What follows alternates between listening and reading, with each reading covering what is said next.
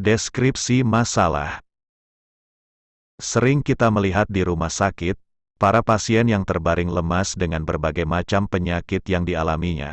Di bangsal dan di kamar-kamar rumah sakit, mereka berhari-hari tidak melaksanakan kewajiban sholatnya.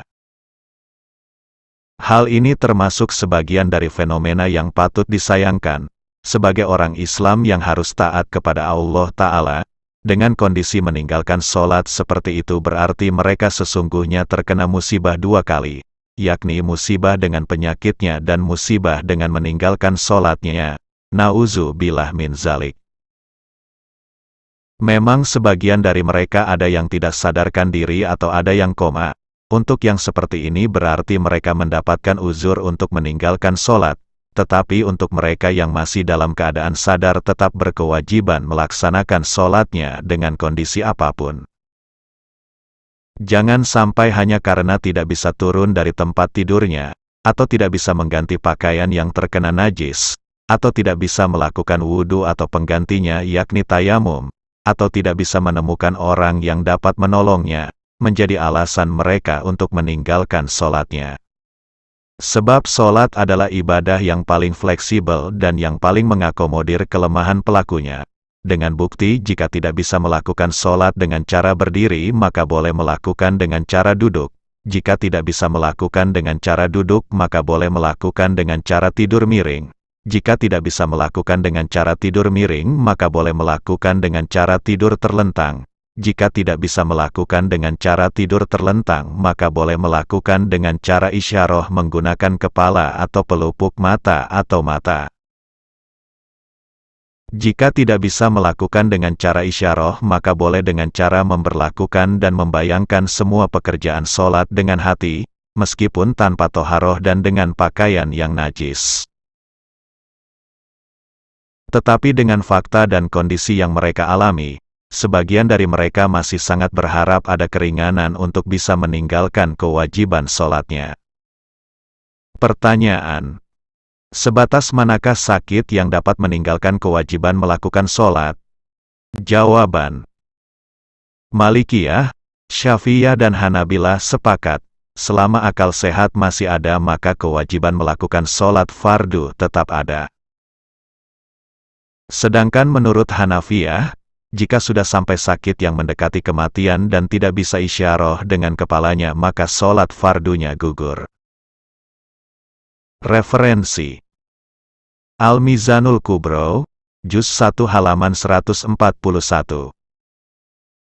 وأما ما اختلفوا فيه فمن ذلك قول الأئمة الثلاثة إن فرض الصلاة لا يسقط عن المكلف ما دام عقله ثابتا ولو بإجراء الصلاة على قلبه مع قول الإمام أبي حنيفة إن من عاين الموت وعجز عن الإيماء برأسه يسقط عنه الفرض.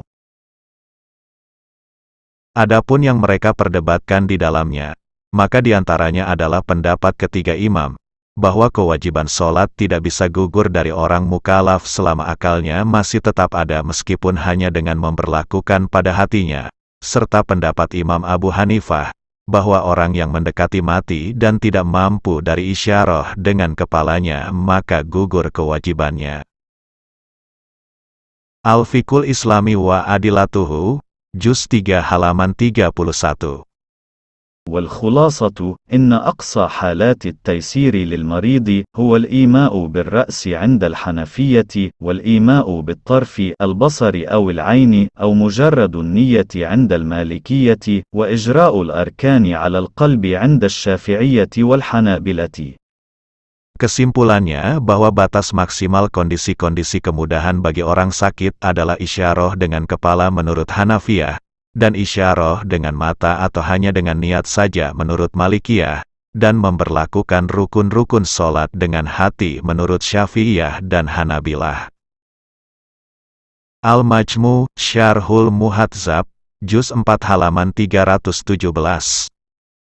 فإن عجز عن الإيماء بالطرف أجرى أفعال الصلاة على قلبه، فإن اعتقل لسانه وجب أن يجري القرآن والأذكار الواجبة على قلبه كما يجب أن يجري الأفعال. قال أصحابنا: وما دام عاقلا لا يسقط عنه فرض الصلاة ولو انتهى ما انتهى.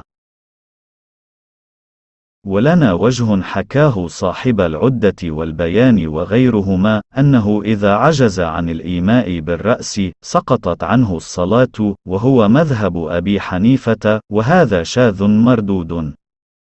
Jika dia tidak mampu isyarah dengan mata, maka memperlakukan semua pekerjaan sholat dengan hatinya. Dan jika lidahnya terkekang, maka wajib memperlakukan Al-Quran yakni bacaan Fatihah dan zikir-zikir yang lain dengan hatinya seperti halnya memperlakukan semua pekerjaan sholat. Ashab kami berkata, selama orang itu berakal, maka tidak bisa gugur kewajiban sholatnya meskipun sudah sampai kondisi parah. Tetapi kami punya wajah, yakni pendapat dari pengikut mazhab Imam Syafi'i, yang diceritakan oleh pemilik kitab Al-Udah dan pemilik kitab Al-Bayan dan selain mereka berdua, bahwa jika seseorang tidak mampu isyarah dengan kepala, maka gugur sholatnya, dan itu adalah pendapat Abu Hanifah.